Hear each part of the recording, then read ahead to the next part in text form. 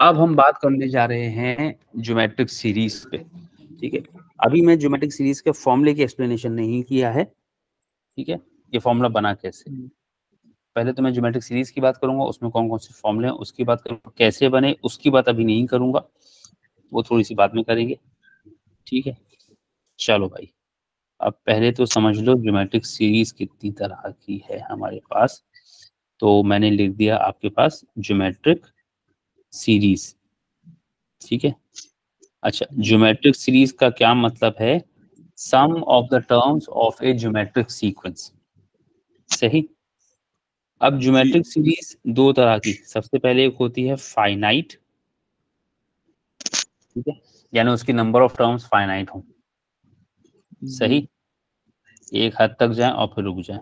और फिर एक होती है इनफाइनाइट, जिसकी नंबर ऑफ टर्म्स इनफाइनाइट हो, यानी पता ही ना हो कितनी है। सही।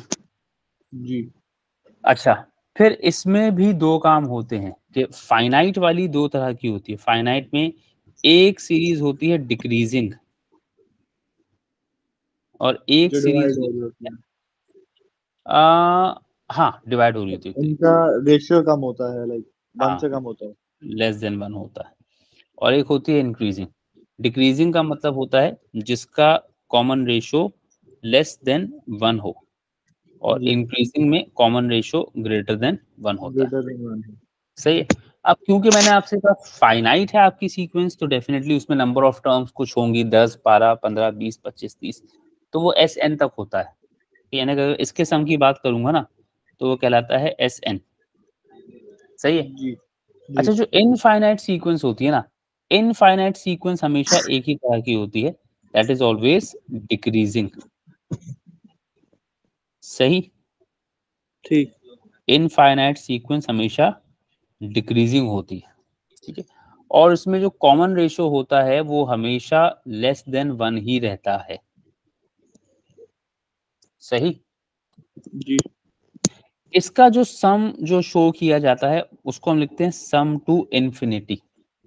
ठीक है, अब जब बच्चा ये पढ़ता है तो वो ये कहता है कि यार जब number of terms he infinite हैं तो उसका सम कैसे पता किया जा सकता है?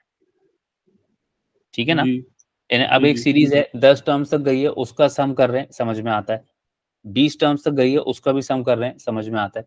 लेकिन एक जी सीक्वेंस जिसे मैं कह रहा हूं कि इनफाइनाइट है, उसकी नंबर ऑफ टर्म्स का ही नहीं पता कितनी है, तो उसका सम पता करना एक अजीब सी बात लगती है। ठीक है, जी अब ये सारे के सारे सवालों के जवाब तो तब दिए जाएंगे जब मैं ये पॉइंट डिस्कस करूंगा। अभी मैं इस तरफ जा नहीं रहा। ठीक है, ठीक। अभी मैं हूं अपनी आसान चीज की तरफ थोड़ी सी, है वो भी बड़ी आसान सी है, मुश्किल नहीं है। ठीक है, लेकिन अभी मैं एक हिस्से की तरफ हूँ, मैं फाइनाइट की तरफ हूँ। ठीक है, सर, ये जो आपने डिक्रीजिंग यहाँ लिखा है, ये सिर्फ हमारे सिलेबस में डिक्रीजिंग है या एक्चुअल में हाँ डिक्रीजिंग ही हाँ हाँ होती है? हाँ हाँ, हम लोग डिक्रीजिंग को भी सम कर सकते हैं। ठीक है, इंक्रीजिंग भी होती है लेकिन आप उसको सम नहीं कर सकते ना। जी। यानी अगर मैं एक सीरीज लिखूं, 2 हाँ हाँ 4 हाँ, 8 डिक्रीजिंग एक टाइम 16, आएगा कि वो जीरो हो जाएगी। हाँ, मतलब डिक्रीजिंग में ये होता है कि वो चौथी पांचवी टर्म के बाद ही जो टर्म्स आती हैं वो इतनी छोटी हो जाती हैं कि वो सम पे तो कुछ खास फर्क डालती नहीं है। हाँ हाँ ठीक है, हाँ, यानी छठी सातवीं इंक्रीजिंग में डेसिमल तो वो प्लेस पे, नहीं कर सकते हम। हाँ, अब देखो ना मैंने इंक्रीजिंग लिखी है, अब ये इंक्रीजिंग हम्म, लिखी है, अब क्या इसकी कोई हद जी। है? नहीं, हद तो कोई जितना नहीं आगे है। ठीक है, जाएगी। जी हाँ, अब लेकिन अब इसका मसला ये कि जैसे जैसे आगे बढ़ रहे हैं एक सिग्निफिकेंटली बहुत बड़ी टर्म आ रही है। ठीक है, जी जिनको आप इग्नोर नहीं कर सकते, वो they will take the sum to another level. ठीक यस। है, जबकि डिक्रीजिंग में क्या होता है कि आहिस्ता आहिस्ता आहिस्ता करते करते, जैसे मिसाल के तौर पे 2 से शुरू किया, अब इसको 2 से डिवाइड करते जाओ, 1/2, one upon 1/4, two, one upon four, one 1/8, upon eight, one 1/16, upon 1/13। 16।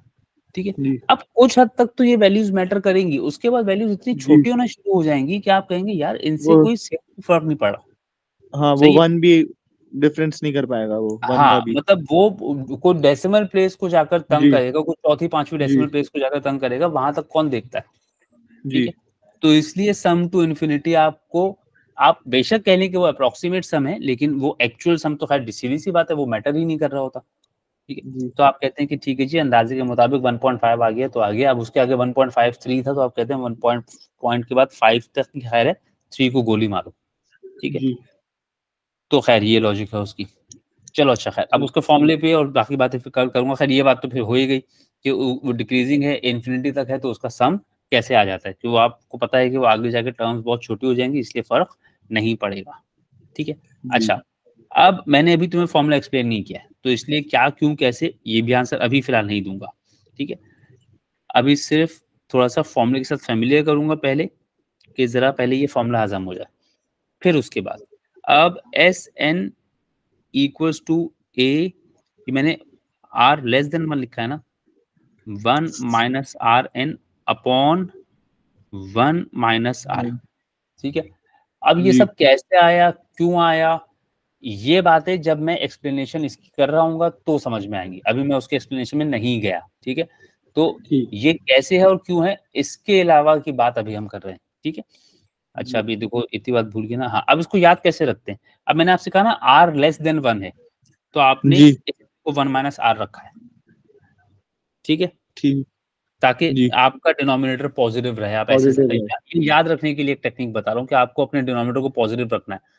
तो जब आपका आर लेस देन 1 होगा, तो फिर आप आर को 1 के बाद रखोगे। सही है। अब जब एक वर्जन आपको समझ में आ जाता है ना, तो दूसरा वर्जन आप कॉमन सेंस से बना लेते हैं। यहाँ पर आर ग्रेटर देन 1 है, तो बस आपको ख्याल क्या रखना है, फॉर्मूला यही रहेगा, बस आर को 1 से पहले रखा जाएगा। बस पोजीशन आर की चाहिए। हाँ ठीक है। अच्छा चलो, अब खैर इतनी बड़ी बात तुमने कर ही ली, तो फॉर्मूला भी देख ही लो इसका। इसका formula sum to infinity equals to a upon 1 minus r. अब ये फॉर्मूला कभी भी आर माइनस 1 नहीं होता। ठीक, इन्फिनिटी में फॉर्मूला कभी भी आर माइनस 1 नहीं होता, क्योंकि मैंने बता दिया कि इन्फिनिटी की खास बात क्या होती है, कि आपका जो कॉमन रेशियो है वो हमेशा लेस देन 1 रहता है। जी, सही, कॉमन रेशियो कभी भी ग्रेटर देन 1 नहीं जाता। सही है। खैर, अब मैंने तीनों फॉर्मूले एक ही दफा लिख दिया। Sum to n terms when r is less than 0, sum to n terms when r is greater than, क्या मैंने बोला, when r is less than 0 बोला ना मैंने। लेकिन सर यहाँ पे हमने दोनों डिक्रीजिंग में अलग लिखा है आपने, इनफाइनाइट और फाइनाइट की डिक्रीजिंग में। हाँ फर्क है ना। अब इनफाइनाइट की डिक्रीजिंग में तुम्हारा 1 माइनस आर एन वाला पोर्शन नहीं है। जी, सही है, बाकी सब कुछ वैसे ही है, 1 माइनस आर एन वाला पोर्शन नहीं है, क्योंकि नंबर ऑफ टर्म्स इनफाइनाइट है ना। ठीक है। अच्छा, तो पता नहीं मैंने, खैर मैं क्या बोल रहा था।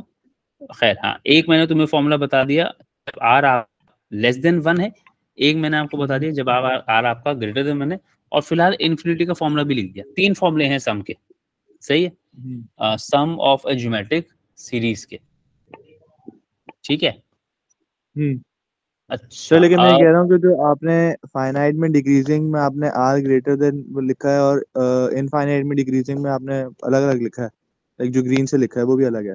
अच्छा वो मैंने ये कह रहे हो, ये गलत लिख दिया ना, जी जी जी कि आर लेस देन 1 है। जी, हाँ यार लेस देन 1 है। हाँ बोला तो मैंने लेस देन 1 ही था, लेकिन हाँ, लिख लेकिन मैंने जो है वो उल्टा कर दिया। जी, हाँ सही है।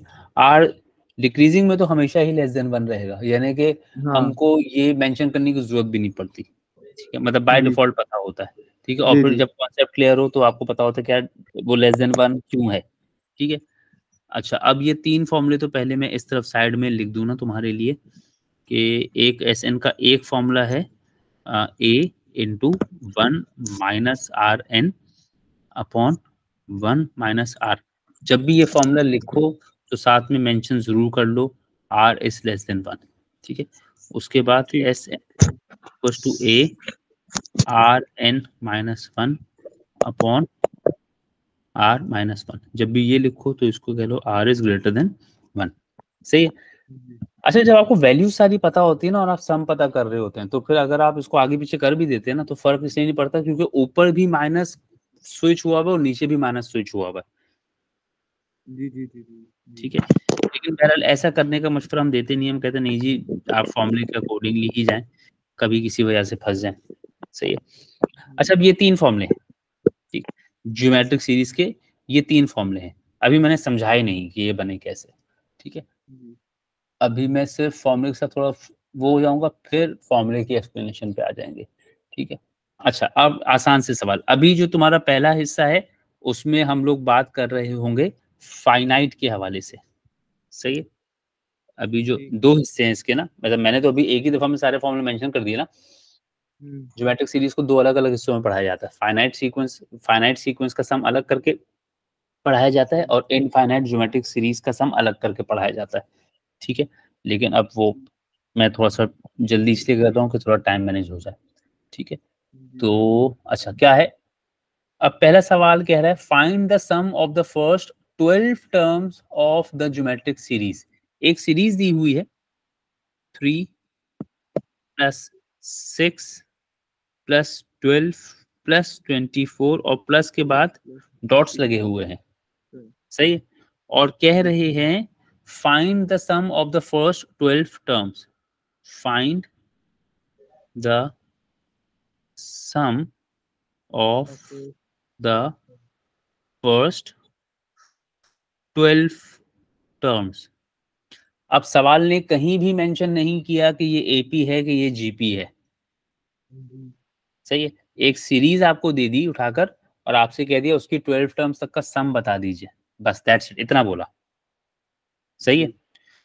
जब सवाल स्पेसिफाई ना करे तो खुद बहुत एहतियात से पहले सीरीज को या सीक्वेंस जो भी आपको दी हुई है उसको फिगर आउट कर लें कि वो एपी है कि जीपी है, सही है। तो खैर इतना मुश्किल काम नहीं है, बड़े सुकून से नजर आ जाएगा कि ये क्या हो पता रहा है। चल रहा है कि जीपी है मल्टीप्लाई बाय 2 हो रहा है, हाँ, तो हमारे ये पास r is equal multiply, to 2 होगा। ठीक है। अच्छा ये लिखने की जरूरत भी नहीं है जो मैंने ब्लू ब्लू से लिखा है ना। जी जी। अच्छा मुझे मालूम करना है सम टू 12 टर्म्स, तो मैं पहले तो काम ये कर लेता हूँ कि पहले तो सम टू 12 टर्म्स, सॉरी फॉर्मूला तय कर लेता हूँ। फॉर्मूला मेरा एस एन वाला ही लगेगा। अब लगेगा कौन सा, तो पहले इसमें आपके पास क्या क्या आ गया, आपके पास सीरीज में देखिए ए क्या है आपके पास 3 3। आपको ये पता है कि फॉर्मूला कोई सा भी लगाएंगे आपको ए चाहिए, आपको आर चाहिए और आर आपको चाहिए, एन चाहिए। एन चाहिए। तो पहले तो चीजें इकट्ठी कर लें, ए हो गया 3, आर जी। क्या हो गया 2 आपका 2, 2। ठीक है। वो आपको देख के पता चल रहा है तो उसको कैलकुलेट करके दिखाने की ऐसे जरूरत नहीं है। और कितनी टर्म्स तक का सम पता करना है, 12। तो ये सब मैंने लिख दिया, ये सब लिखना नहीं होता, ठीक है। जी। अच्छा अब मैंने कहा कि जी फॉर्मूला कौन सा लगेगा, वो फॉर्मूला भी चलो जिसमें मैंने मेंशन कर लिया, आर ग्रेटर देन 1 होगा। जिसमें आर ग्रेटर देन, वो कौन सा वाला है, फाइनाइट इंक्रीजिंग वाला। हाँ आर ग्रेटर देन 1 इंक्रीजिंग वाले में जी। याद रखना ये वाला होगा, ठीक है। तुम्हें अपने डिनोमिनेटर को प्लस रखने की कोशिश करनी प्लस है, प्लस में। जी। ठीक है। ये हिंट है याद रखने के लिए बस, जी। सही है। अगर तुम्हारा r ग्रेटर देन 1 है और तुमने इसको 1 माइनस आर कर दिया तो डिनोमिनेटर नेगेटिव आ जाएगा, नेगेटिव हो जाएगा। हाँ, ठीक है। फिर होगा कुछ नहीं, अगर तो माइनस से माइनस कैंसिल हो गए ऊपर और नीचे वाले तब तो खैर है, लेकिन जी। अगर माइनस बच गए तो फिर गड़बड़ है। जी। अच्छा ए की जगह 3, आर 3 की जगह 2, एन 2 की जगह 12 12 माइनस 1 1 और ये हो गया 2 2 माइनस, माइनस 1। ठीक है। यहां तक कोई मसला, नहीं। तुमने कंप्यूटर साइंस पढ़ा था मुस्तफा इलेक्टिव में या किसी चीज में, जी जी। हाँ तो फिर तुम्हें 2 की पावर 12 याद होनी चाहिए, 1024 2048 4096, जी। सही है। अब जी। 4096 आ गया, खैर अगर नहीं तो फिर आप कैलकुलेटर से कैलकुलेट कर लेंगे उसको। जी। तो 3 मल्टीप्लाई बाय 4095, उसको 5। फिर आप 3 से मल्टीप्लाई कर देंगे, जी। ठीक है। अब वो खैर मैं नहीं करके दिखा रहा, सही। हमारे पास सम आ जाएगा फिर। फिर वो सम आ जाएगा जो भी आंसर आएगा, ठीक है।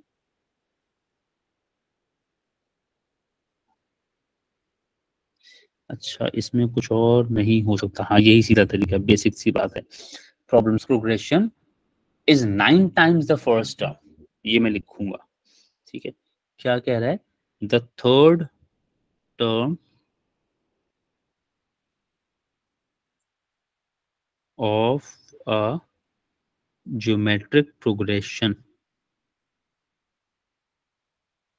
is 9 times the first term, is 9 times the first term। इसके पास्ट पेपर क्वेश्चंस लाजमी करना, जब भी ये टॉपिक पढ़ लो ना तुम हाथ क्या कर जी। लेना, ठीक है। फिर तुम्हें अंदाजा होगा कि ये कभी कभी जो है वो सवाल बड़ा घूमता घूमता सा लगता है। द सम ऑफ द इसमें फर्स्ट बस सिक्स। अब हमारे पास आखिरी इनफाइनाइट के डिक्रीजिंग का सम है बस। हाँ, अच्छा इसमें ना, जैसे मैंने ये सवाल में क्यों बोली ये बात, कि आप जब इन सवालों को करने बैठते हैं ना, तो एक आपको एपीजीपी का ख्याल नहीं रहता, ठीक है। जी तो एक तो मतलब खास तौर पे किताब में से जब कर रहे हैं ना, अब मैं आपको मैंने आपको बोल दिया मैं आपको ज्योमेट्रिक पढ़ा रहा हूँ, ठीक है। जी जी तो अब जब मैंने आपको बोल दिया कि मैं आपको ज्योमेट्रिक पढ़ा रहा हूँ किताब से, तो उस वक्त आप बिल्कुल भी एपी को साइड में रख के बैठ जाते हैं, आपका दिमाग सारा ज्योमेट्रिक के गिर्द ही घूम जीपी रहा पे होता जाता है। है, आप वही सोचते हैं, ठीक है। फिर पेपर में जब सवाल आता है तो उस पेपर में सवाल जो है वो सीधे साधा मिक्स प्लेट आता है, ठीक है। जी तो एक तो आप एपीजीपी पे बहुत ज्यादा फोकस नहीं किए होते जब आपने किताब से पढ़ के गए होते हैं, ठीक है। फिर दूसरा, अगर आप फर्ज करो फोकस कर भी लिया आपने एपीजीपी पे, तो उसमें भी एक खेल तमाशा ये है कि वो टर्म बोल रहा है कि सम बोल रहा है, तो ये सब चीजों को आप थोड़ा सा देखना पड़ता है। तो वो जब आप पेपर कर रहे होते हैं ना, 5 पेपर का सवाल करने बैठेंगे, तो आपको ये एक्सपीरियंस आ जाएगा। इसलिए कह रहा हूँ जैसे ही किताब से खत्म कर लेना, फौरन वहां घूम जाए, जी ताकि आपको ये जो, क्योंकि हम जब किताबों से चीजें पढ़ाते हैं ना, तो हम एक मखसूस जी हिस्से में ही फोकस करा रहे होते हैं, बच्चा भी उसी मखसूस हिस्से में फोकस करता है। अब अगर 5 पेपर कर लिया तब तो ठीक है, लेकिन अगर नहीं किया, बात के लिए रखा हुआ है, और उस वक्त फिर जब ये परेशानियां आती है ना सामने, तब फिर बच्चा होता है कि यार ये क्या हो रहा है, मेरा तो पढ़ा हुआ टॉपिक है। तो पढ़ा हुआ तो है, लेकिन पढ़ा हुआ कैसे चंक्स में, और अब जो सवाल आ रहा है वो पूरा पूरा आ रहा है। तो जी इसलिए हाथ क्या उसको कर लो, सम ऑफ द ठीक। फर्स्ट टू टर्म ना, first two terms, find the value of k. अच्छा, अब ये मैंने पूरी प्रॉब्लम लिखी इसलिए क्योंकि मुझे यही बात करनी थी कि हाँ, अब देखो उसने तुम्हें क्या कहा, the third term of a geometric progression is 9 times the first term. ये पहला हिस्सा जो दिया हुआ है, इसमें उसने टर्म्स का सहारा लिया है, सही है। जी यानी अगर मैं इस हिस्से को मैथमेटिकल फॉर्म में लिख दूं, तो third term of a geometrical progression, चलो फिलहाल मैं इसको T3 लिख रहा हूँ, S3 नहीं है ये, ठीक है ना। जी T3 of a geometric progression is का मतलब होता है इक्वल टू, ठीक है, is 9 times the first term. 9 times the first term, मैं फिलहाल ये सब ऐसे ही लिख रहा हूँ, मैं अभी ए आर कुछ भी नहीं लिख रहा, अभी मैंने सिर्फ इतना सा लिखा, सही। जी अच्छा, अब दूसरे हिस्से में आओ, जो दूसरा हिस्सा है, the sum of the first 6 terms. अब sum of the first 6 terms मतलब S6 S6 is k times the sum of the first 2 terms. S6 is equal K6 to हाँ equals to k k s two times, S2 हाँ, KS2, ठीक है। To तो बस एक एक जगह उसने टर्म्स को रेफर किया हुआ है, एक जगह उसने सम को रेफर किया हमको हुआ है। रेफर किया हुआ है। पूछ रहा है कि k की वैल्यू बता दें,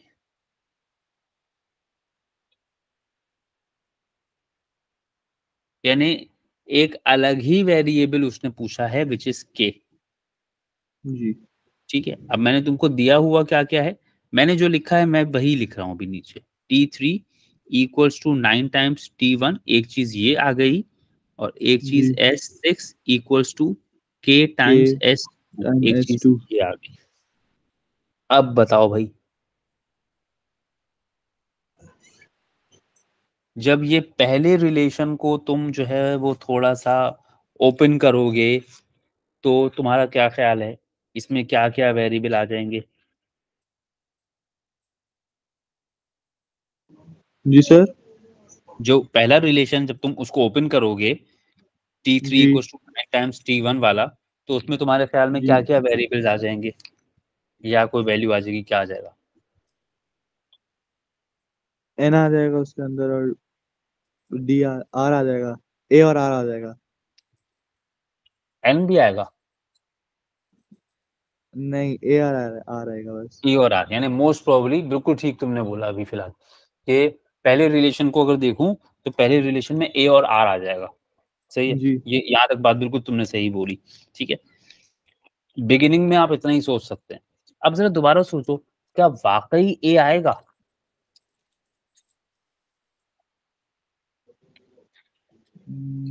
जी, लाइक ए तो हमें देखना पड़ेगा ना, रिलेशन वो उसके फॉर्मूले की वजह से। हाँ, लिखना पड़ेगा। फिर जब बिल्कुल जी, फाइनलाइज कर दोगे तो बिल्कुल फाइनल रिलेशन में ए और आर दोनों ही आएगा। फाइनलाइज कर देंगे तो फिर तो दोनों तरफ से ए सेम ही होगा, तो कैंसिल आउट हो जाएगा फिर तो। हाँ, ठीक है, यानी कि जब आप बिल्कुल सरसरी तौर पे सोचते हैं ना इस रिलेशन को, तो पहली बार में हम्म, आपको ये लगता है कि इसमें ए और आर आ जाएगा। सही है। जी, अच्छा, अब फर्ज करो मैं बिल्कुल एक थोड़े से बिल्कुल नालायक से बच्चे के साथ पढ़ रहा हूँ ना, तो उसने अगर पहली बात तो नालायक बच्चा तो सोचेगा ही नहीं, लेकिन अगर उसने सोच जी, भी लिया तो उसने कहा ए और आर, यानी कि जो बच्चे ये सोचे ना उसे नालायक मानेंगे, और जो इतना भी नहीं सोच पाया जी, वो ए लेवल में नहीं पहुंचा होगा। तो आपके ख्याल में ए ठीक, और आर आ जाएगा। अच्छा, अब आप यहाँ भी सोचें, अब आप यहाँ भी सोचें कि यहाँ पर भी क्या क्या आएगा। ए आएगा, आर आएगा, जी, और के। ये बिल्कुल इनिशियल लेवल की थिंकिंग मैंने की। जी, सही है। अब जरा दोबारा सोचें कि अब आपने कहा यार ये तो मसला हो जाएगा, मेरे पास दो रिलेशंस हैं, पहले वाले में ए और आर आ गया, दूसरे वाले में ए आर और के आ गया, ये तो मैं फंस जाऊंगा। जी, ठीक है, तो थोड़ा सा हम्म, इसको और डीप सोचें, तो आपको पहले रिलेशन में समझ में आ जाएगा कि ए तो आएगा ही नहीं। जी, तो अब जब ए बचा ही नहीं तो इनफैक्ट यहां से आपके पास तो आर की वैल्यू ही आ गई, जी, मगर वो आर की वैल्यूज कितनी आई? दो, प्लस और दो। माइनस में। ठीक है, चलो अब बहरहाल जो आ गई वो मैंने लिख दी, मैंने कहा चलो भाई ठीक है, जो आ गया सो आ गया। ठीक है। जी, अच्छा, अब उसके बाद कह रहे हैं कि S6 इज इक्वल टू के टाइम्स S2। चलो, अब यहां पर गड़बड़ है, और यहां गड़बड़ क्या है? सम का फॉर्मूला कौन सा लगाओगे? सम का में ये है मसला एक, क्योंकि हम्म, इसमें नेगेटिव में हमारे पास सारी पे वैल्यूज नेगेटिव आएंगी, अगर हम -3 से हम मल्टीप्लाई करेंगे तो, अब और हम पर +2 से एक करेंगे तो अलग आएगा। मैं तुम्हें यहाँ पर एक टिप दे रहा हूँ। ठीक है, लेकिन जी, ये टिप है सिर्फ तब अगर फिगर आउट ना कर पाओ। सही है? ठीक, अगर मामला फिगर आउट नहीं हो रहा हो ना, तो अगर आपने सवाल पढ़ा, कोशिश की, सब कुछ किया और मामला आपसे फिगर आउट नहीं हो रहा, जी, ये वाला फॉर्मूला यूज करेंगे आप। ठीक है, ठीक, लेकिन ये मैं कब कह रहा हूँ कि भाई आप फिगर आउट नहीं कर पाए, पहली कोशिश यही करनी है कि आप फिगर आउट कर लें। ठीक है, जी, लेकिन अगर नहीं कर पाए तो फिर आप ये वाला फॉर्मूला यूज कर लीजिएगा। जी, सही है।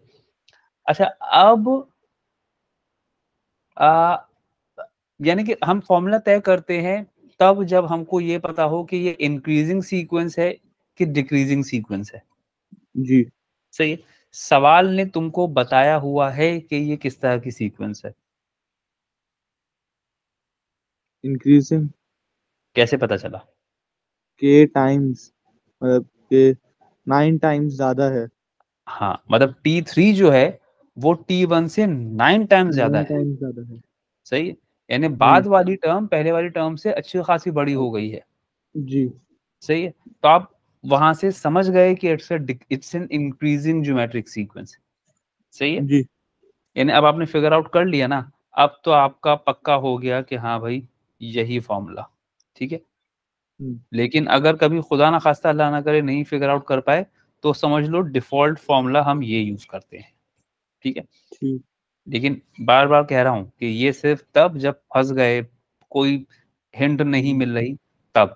ठीक है, इस पे रिलाय मत करना कि जी, हमेशा फिगर आउट नहीं कर रहा और शुरू हो गए। अच्छा, अब आपने इस रिलेशन में फॉर्मूला लगा दिया, ए R6 - 1 अपॉन R-1 आसान, इक्वल्स टू के ए R² - 1 upon upon R-1। R-1। सही है बात यहाँ तक? जी, अच्छा भाई, अब जरा देखो, ए से ए कैंसिल। कैंसिल, ठीक है, जी, R-1 से R-1 भी कैंसिल, कैंसिल, क्योंकि इसमें ऑप्शन कोई नहीं है तुम्हारे पास, तुम के की वैल्यू निकालने के लिए चीजों को वहां मूव करोगे, तो r-1 से r-1 कैंसिल ही होगा। जी हम वेरिएबल्स को 0 के डिनोमिनेटर में फेंक के खत्म नहीं करते, ठीक है। उसके अलावा अगर कैंसिल हो रहे हैं तो आपके पास ऑप्शन नहीं है। जी सही, ये बात पता है, समझ आई ये बात मैंने क्या बोली? हम नॉर्मली कैंसिल आउट कर देंगे ना उसको, जो हाँ, दोनों तरफ सेम यानी है। अगर कभी ऐसा कुछ है ना, अगर कभी जी ऐसी किसी सिचुएशन में हो, ठीक है, जी तो r=0 अलग करोगे और r-1=0 अलग करोगे। इस r को वहां ठीक शिफ्ट करके 0 में खत्म नहीं करोगे, ठीक है। ठीक लेकिन हाँ, अगर कुछ ऐसा है r²/r=5, अब यहाँ पर आप इसको जी कैंसिल कर रहे हैं नॉर्मल, ठीक है। जी ऐसी सिचुएशन में आप फिर भी ये काम करेंगे, क्योंकि अब खैर यहाँ भी ऑप्शन था कुछ और मेरे पास, लेकिन ये वाली सिचुएशन में मेरे पास ऑप्शन कोई और है ही नहीं। वो एनी हाउ के की वैल्यू निकालने के लिए अरेंज करोगे तो कैंसिल आउट ही होगा। ठीक। अच्छा, अब मैं अच्छा, जब के -1 हाँ, और -1 कैंसिल आउट हो सकता है। ये तुम देखना अभी। अच्छा, के की वैल्यू निकालने के लिए तुमने r6-1 upon r2 bond. Minus इतना किया। जी क्या -1 से -1 कैंसिल आउट हो सकता है? जी अच्छा, अगर मैं लिखूं, देखो मैं ऊपर लिख रहा हूँ a+b अपॉन b, बी। तो क्या b से b कैंसिल होता है इस केस में? नहीं, क्योंकि वो ए के पास भी होगा। हाँ, क्योंकि वो दोनों के पास जाएगा तो दोनों को कैंसिल कर देगा, जी ठीक है। जी इसी तरीके से अगर a+b अपॉन b-1 है, तो भी आप इस b से ये b कैंसिल नहीं कर सकते, जी ठीक है। अगर उसको ठीक b-1 को अलग अलग भी कर लेंगे तो भी वो, क्योंकि बीच में प्लस और माइनस है तो आप कैंसिल आउट नहीं कर सकते। हाँ, अगर a multiply by b upon b हो तब आप कैंसिल आउट कर सकते हैं। जी सही है, जी तो 1 से 1 कैंसिल आउट नहीं करना। अच्छा, अब यहाँ तक ठीक तो पहुंचा मैं। अब मुझे जी k की वैल्यू निकालनी है। अब k जी की वैल्यू निकालने के लिए सीधा सीधा I am dependent on the value of r। हाँ। अच्छा भाई, अब r की कितनी वैल्यूज है आपके पास?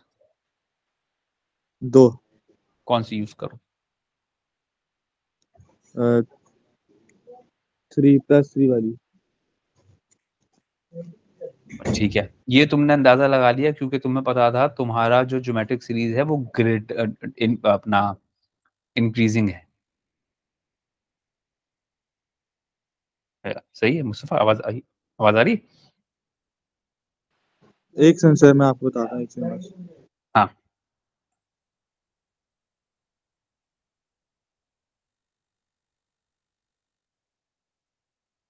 जी सर। अच्छा, ये तुमने अंदाजा लगा लिया क्योंकि तुम्हारी ज्योमेट्रिक सीरीज इंक्रीजिंग है, जी ठीक है। अच्छा, अगर फर्ज करो कभी ऐसी सिचुएशन में डाल दो और अंदाजा वंदाजा ना हो रहा हो, ठीक है, और तुम आर की जी प्लस वैल्यू और माइनस वैल्यू दोनों ही यूज करना पड़े, तो जरा सोच के बताओ आर की पावर किस तरह की है? पॉजिटिव पावर है।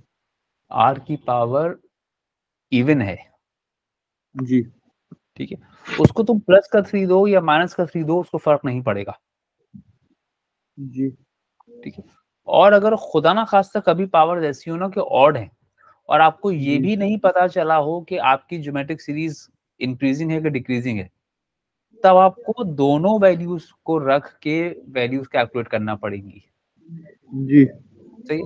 अब वो सिर्फ इस केस के लिए नहीं, वो वैसी एक बात बता रहा हूँ कि अगर क्लियर आउट नहीं हो रहा हो तो फिर आपको दोनों के दोनों वैल्यूज ट्राई करने पड़ते हैं। ठीक। सही है। अच्छा, तो खैर अभी तो मैंने r को यूज किया 3, तो 3 की पावर 6। अच्छा मैं, अच्छा चलो खैर छोड़ो। नहीं सर, 6 कैंसिल आउट भी तो कर सकते हैं ना, अगर हम किसको?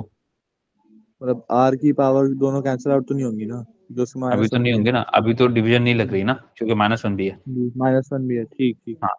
अच्छा, अब एक कर लिया तुमने अपना 3 की पावर 6 -1 जो भी आंसर आएगा। अब 3 की पावर जी 6 81 243 729, ठीक है।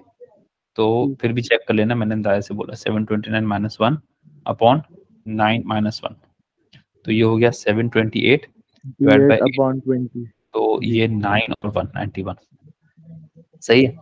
जी अच्छा बस मैं तुम्हें एक चीज और बता दूं, फिर यहाँ पर रोकेंगे। एक चीज और बता रहा हूँ, ठीक है, क्योंकि अभी तो चल गया ना। एक चीज और जी सीख लो, काम ही आ जाएगी शायद। वो मैं भी ट्राई करूंगा कि वो यहाँ कितनी काम करेगी कितनी नहीं करेगी। अब जैसे ये लिखा है ना, जी तो अबे लेकिन यार तुम लोग ने a cube minus b cube के फॉर्मूले तो पढ़े नहीं है। नहीं। हाँ चलो चलो, अच्छा चलो एक बात बताता हूँ, एक बात इससे जुड़ी हुई बता देता हूँ। फर्ज करो ये थोड़ा सा ऐसे होता, ठीक है, ये ऐसे होता, ठीक है, फर्ज करो ऐसे होता, सही है। जी तो फिर एक चीज में पता है क्या करता, मैं इसको करता आर क्यूब का स्क्वायर माइनस 1 का square upon r cube minus 1, सही है। जी। और आर क्यूब स्क्वायर माइनस 1 का मतलब हो जाता a minus b a square plus b और स्क्वायर। a प्लस बी, ठीक है।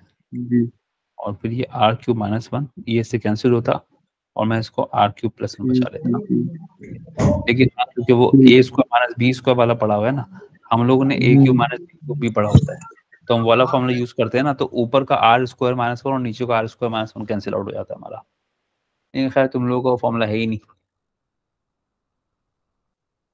चलो ये ऐसी एक एडिशनल बात बता दी मैंने, जहन में क्लिक किया तो मैंने कहा बता दूं, ठीक है। ठीक।